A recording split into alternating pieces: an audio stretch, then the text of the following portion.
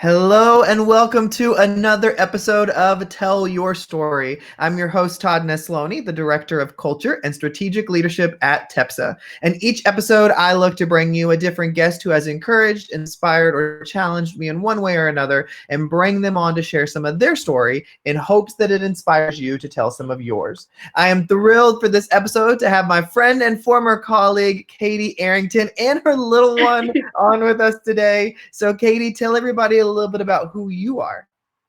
I'm Katie Arrington. I am a third, fourth, and fifth grade life skills teacher in Navasota, Texas. Was born and raised in California, but came to Texas, went to Sam Houston to go to school, and ended up staying. So There we go. Well, Katie, I know that you've been a teacher now for just a little bit, but you've been killing it. And so when you think of your path into education, everybody always is either I always knew I was going to be a teacher, or that was not in my path, but I ended up there and loved it. So what is your kind of role? Did you know you were going to be a teacher when you were growing up? Yes, absolutely. My mom actually is what kind of inspired me to be a teacher. She would always be like the class mom and go on all our field trips and volunteer anytime she could. And I'm the youngest of all my siblings. So finally, when I was in third grade, the teachers and like the administration were like, okay, so we don't really need you as much. And our district office, the school I went to, was actually at our school. And so they pulled her in and they were like, you should apply to be an instructional assistant. And so she ended up being an IA at the school that I went to, in a life skills room until I left that school. And she's still doing it. She's been doing it for like 18 years now. And I just, whenever I could, like on my recess time or if we had free time, I would always ask and see if I can go volunteer in that classroom. And so I kind of always knew, at least from third grade on, that that's what I wanted to do. And I always knew I wanted to be in special ed. And that's what kind of inspired me and made me want to do that. I love that. So, for people who may be listening today or watching and they don't know what life skills is, talk to me about kind of how you would describe life skills. It is special ed, but it's some we do academics, but we also do a lot of like vocational skills and like teaching them not just the academics, but also how to fold clothes, how to do dishes, how to sort things, how to stuff like that. And it's my group has always been, it's a lot smaller classrooms. It's usually between like 5 to 10, I'd say. And they're, instead of going off the TEKS, or people that don't know TEKS, what you're, the standards, you kind of go down and you get to bring the levels down to what they need. I always loved getting to be involved in a life skills classroom because it's kind of one of those things of, many of your life skills students are the most loving, most kind students. They're just, because of whatever reason, they're not able to function in a general ed classroom for the whole day. And so sometimes your life skills students are pulled out they get to go and be part of PE or some instruction in class, but sometimes because of their disability, they have to be with you all day long while you help them. Like you said, you do cover some of the standards, but you cover it differently, and you got to cover all the life stuff too. And so I know there's so many times that I would get invited to come in and be like, hey, we cooked something. And I'm like, yes, I'm definitely coming in for the food. Or one of the things I love that you did too is I always felt like you were really passionate about, no matter what kids you're working with, you weren't going to let things be excuses on why they didn't get to be part of other things. And so I love that you were doing Skypes with your students and students in another class. Talk to me a little bit about that. Yeah, like I said, my mom's in education, and my whole family besides my dad. So my two older sisters and my older brother, they're all in education, and they're all in special education. I didn't realize that. Oh my goodness. Yeah. So we're a whole family of educators. But one of my sisters, she also is a life skills teacher, and it's actually called some special day class in where she worked. And so we had talked, and we were like, oh, we should like somehow, we do the same thing. Like we should try to get our classes to, meet. And so we thought about it, and then we got approval, and we would FaceTime once a week, and we would tell them like each week they'd have the same buddy that they would always talk to, so they were comfortable. Oh, sorry. And they would have the same buddy, so they were comfortable, and it would really help.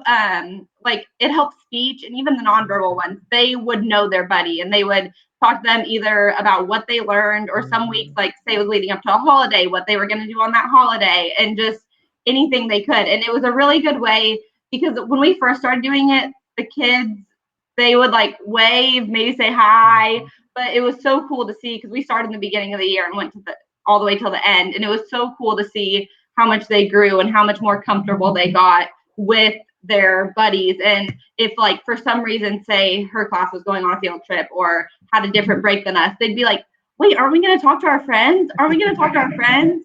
And we also got to show them that like they were in a whole different state. They were, we showed them on the map how far away they were and stuff like that. And that was always my favorite part of the week too. Well, I loved going in and watching, because, I think communication skills are great no matter what age or kid you're working with, and especially being able to communicate via video or on a phone. I mean, it doesn't matter what kid you're walking up to. They never know how to hold a conversation over the phone correctly. And so getting to watch them kind of learn their buddies and getting to do that, I'm sure it was just as cool for you as the little moments that I got to see as well. Yeah. And what do you love most about working in life skills? I always say the reason I love my class so much is because no matter who walks in there, my students are going to make you comfortable. Like they have no judgment on anyone. They'll be accepting to anyone. Like whoever comes in, you'll make their day just by coming in and saying hi, and I always just feel like I could totally be myself, and they just love everyone and love them for them. They don't have any judgment, which is so like, people are very judgmental usually, like, and it starts at a young age, and just my students, like, they don't see any of that. They just see you for you, and they're so accepting and loving. And I love that. Yeah. Well, Katie, something else that is unique about your own story is that you also have epilepsy. And so talk to me a little bit about that. When did you find out that you had that? We found out in third grade. Actually, it wasn't funny at the time, but afterwards, all my siblings were great in school and, never got in trouble. And like joking around, my family would kind of say like, oh, she's going to be the troublemaker. Right. The troublemaker, because she's the youngest and we haven't had one. So, and then in third grade, I started getting in trouble, and like, I wouldn't do anything bad. I was just off task, or I would get up and walk around like the classroom randomly, like, and my teacher would be like, Katie, like, you didn't ask to get out of your desk, like, you need permission. And so, and I just would be missing things. And then one day we were actually driving home from my grandparents who lived in San Francisco, and I had a seizure. And so we found out, and my third grade teacher felt horrible. Like, she was like, I can't believe I didn't see this. Like, how did I not know something was wrong? She went from being like the student that caused no problems to like, having some behaviors, and it just wasn't her. I should have noticed something. And of course, my parents were like, well, we didn't know. How are you supposed to know? Type of thing. And what's really cool is I still keep in contact with that teacher, and she was one of my favorite teachers. And so that's kind of how it all started. And I mean, so for people who may not know or understand what epilepsy is, tell me about it. So you have seizures, and everyone who has epilepsy, like, it can look totally different. I have multiple, well, I don't anymore because I'm medicated, but I had multiple types of seizures. Like, I had grand mal seizures, which are the big ones. Like, when you hear seizure, that's what you think of. And then there's also the other ones that I had, which were the main problem trying to fix when I was going through it in the beginning. And that's where you might, like, you might not even know, like, I might not know, or somebody who would be talking to me wouldn't know that I was having a seizure. It would look like I just wasn't paying attention. And that's like the kinds of things that I was getting in trouble in class for. Right. Because you couldn't tell. It just looks like I'm ignoring you. Like, right. You can't. And that's what was really hard to get under control at first. And it's just like your brain waves just aren't doing what they're supposed to, is what causes it all. So, right? No, you're fine. You're totally fine. So, you know, when I think about epilepsy, you know, I don't have it. I've never had anyone with it. I'm so sorry. He is so excited to be on camera. Look at him. I'm so sorry. Don't be sorry. You're a mom. That's what I love. But this is real life, people. This is called teachers working from home that people need to see. Like this is, and people are expecting you to teach classes and do all kinds of stuff. So, you know, so Katie, thinking about epilepsy, do some people grow out of epilepsy? You can, yes. And I still take medication. Can you hear me? Yeah. Over there. Okay. You can. I'm gonna try to stand up. Yeah, that's fine. Okay, do whatever you need to do. You can. We'll make this work.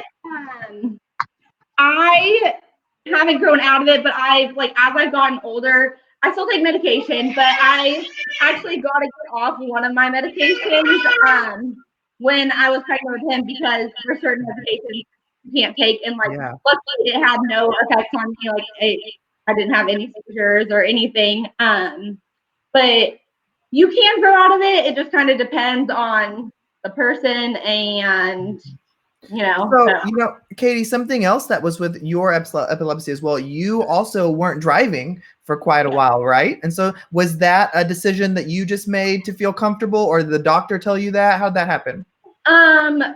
Well, each state has different laws. I think in Texas it's 6 months being seizure free.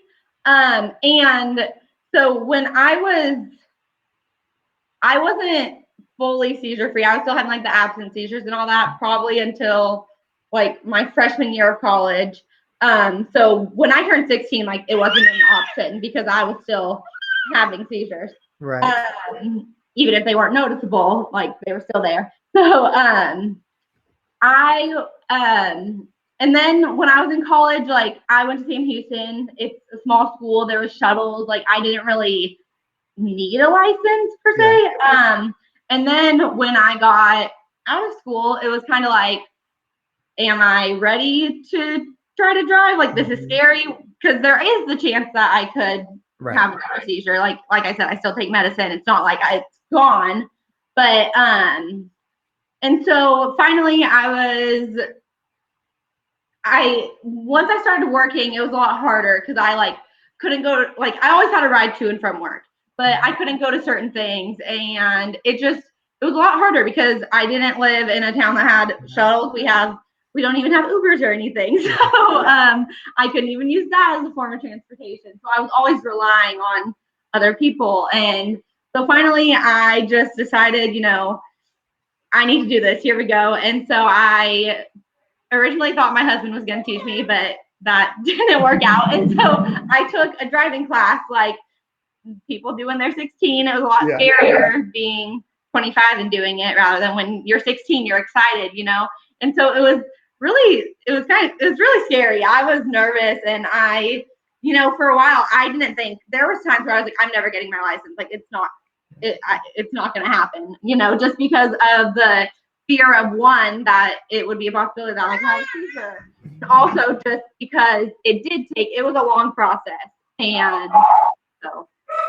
Yeah. And, you know, I think that's something that people don't take into consideration. It's like you're already dealing with this anxiety over seizures, and then you're applying and you're trying to have a job, and then you're also looking at driving. And then, you know, I've never even considered like when you try to get a license years after you're 16, I mean, there's got to be fears there too of just finally getting behind the wheel and like not only dealing with seizures, but like driving, period. Exactly. The stress Yeah, of that's what I driving. was like.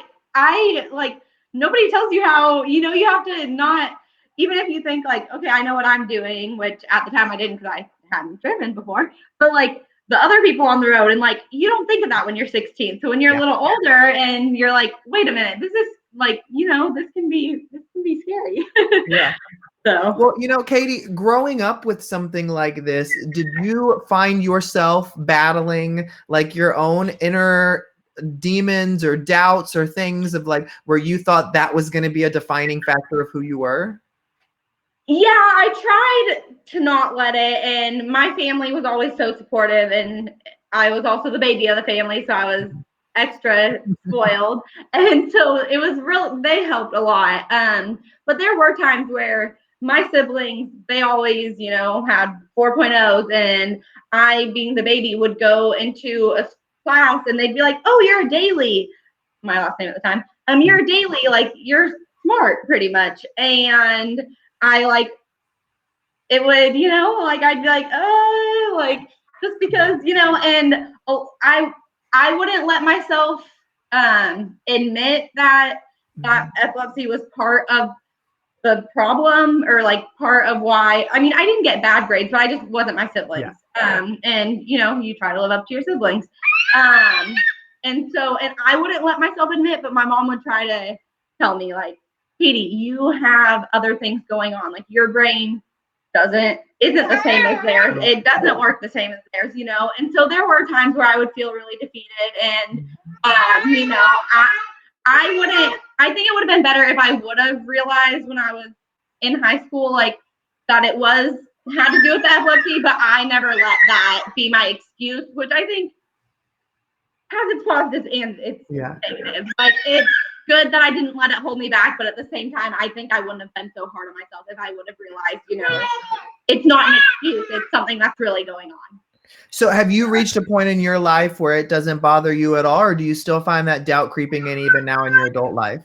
Now that I drive, it has not bothered me at all. Up until the point where I drove, I would still have my days where I'm like, why? Like, I know there can be things so much worse than having seizures, but at the same time, I have my days like, why do I have epilepsy? You know, why can't I just be normal? 16, have my license, you know? And I think driving was the main thing because there'd be times where if I wanted to go somewhere and I couldn't, like, I almost felt trapped. Like, I felt trapped where I was. And it was that made it like, you know, stand out. So there were times, but now that I'm driving, it's been awesome. Like you know, and I've always used it since when I was in 5th grade, I think I did a speech on it. Like I've always been very open with having it and trying, like I want people to know about it because it's a very like people don't realize what impact it can have. And so, well, and you know, I think you bring up a great point. You know, I think it's one of those things where people have one image of what epilepsy may be like, and they think everybody's the same way. And I think you're a great example of no, there's lots of different ways that it can look. You know, a couple of Tell Your Story episodes earlier, I interviewed my cousin Amanda Threet, and we talked about her life living with Tourette's. And how it was the same kind of thing. People think they know because they saw it on a movie or on a TV show. And it's like, no, there's a lot of differences in each person who has it. Yeah, and that's what I try to say. I'm like, it's not always like having a seizure isn't always falling to the floor and shaking. Like there can be times where I just miss 5-10 seconds of what you say, and that is just as much a seizure as all the ones you see in the movies and so far. So well, Katie, as we close up, before I ask you my last question, my second to last would be, you know, you're a new mother, you've got your little one right there. Yes. What is something you've learned about yourself since being a mother? Well, that's hard. I think that it made me realize how much I love, it's weird since we're not going to work right now, but my job, I actually thought, because I have always I always have wanted to be a teacher, but I also always wanted to be a mom. Mm-hmm. And it made me, whenever, like when I was on maternity leave, if I left him with either my in-laws or my mom for like 5 minutes, I'd like have this sense of guilt for not being with him. But then once I went to work, I thought it was going to be really bad, and I was going to be freaking out the whole time. But being with my school kids, I realized is just as important as being with him. Like it was a lot easier for me to go back to work than I thought, which is awesome, and just made me realize that this is obviously what I'm meant to do. If I'm able to, but it just made me realize, that I am in doing the right thing, and I'm in the right profession, and I know that this is what I should be doing. Well, I can tell it definitely has really grown your multitasking skills, because to be able to have a conversation with me while also trying to comfort your baby, bravo, I bow down. So Katie, as we close this conversation, there's always things that people hold dear to their own beliefs or their own thoughts. If there was one thing that's really heavy on your heart that you wish just more people in this world knew or understood, what would your one thing be? It would be that students like mine are more similar to your average kid than you think. Like people need to understand that, like, this is a quote that I did not make this up. I saw it once, and it said, instead of teaching them not to stare, teach them to say hello. And that just really spoke to me, because yeah, it's great, don't stare, but also include them. Like you said, I try to get my students included on as much as they can, like no matter what level they are. I try to get them. We go to all the assemblies. They go to specials. I try to include them as much as I can. So mine would just be, the kids in my class are more alike than different than all the other kids at school. So, well, I love that quote so much. I have never heard that, but instead of teaching them not to stare, teach them to say hello. Yeah. That is beautiful and the perfect way to end this conversation. Well, Katie, I have loved getting to watch you grow into a fantastic teacher, and I was really excited when you agreed to come on. So thank you for coming and sharing some of your story today. Thank you so much. And thank you, everybody, for listening or watching another Tell Your Story. Remember, you can check out all past episodes on iTunes, SoundCloud, Spotify, wherever you get your podcasts, it's there. I hope today's conversation with Katie has encouraged you to get out there and tell your story, because every story matters.